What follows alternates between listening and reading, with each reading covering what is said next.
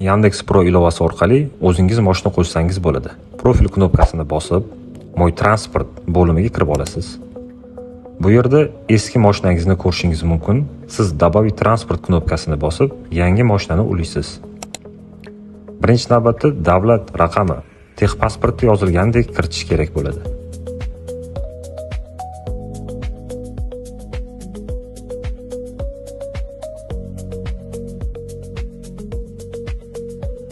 So'ngra birinchi navbatda avtomobil markasi tanlab olinadi. Ikkinchi bo'lib esa avtomobil modelini tanlab olasiz. Uchinchi bo'lib avtomobil rangi.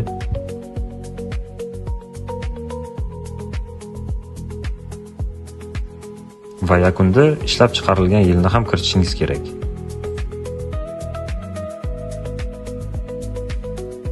Yilni kiritib bo'lgandan so'ng asosiy ekranga sizni qo'yib beradi, ammo siz redaktirovat knopkasini bosib, texpasportning orqa tarafidagi bir dona ma'lumotni ham kiritib o'tishingiz kerak.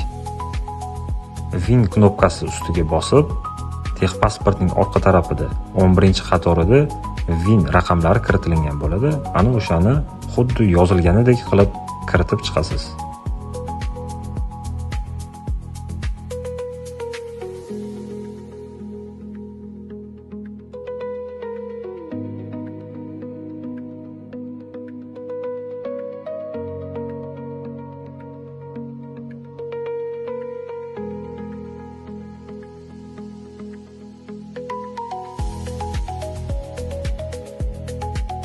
Yakunda hamma ma'lumotlar to'g'ri kiritilganiga ishonch hosil qiling. So'ngra fotokontrol bo'limiga kirib, avtomobil va texpasportni suratga oling.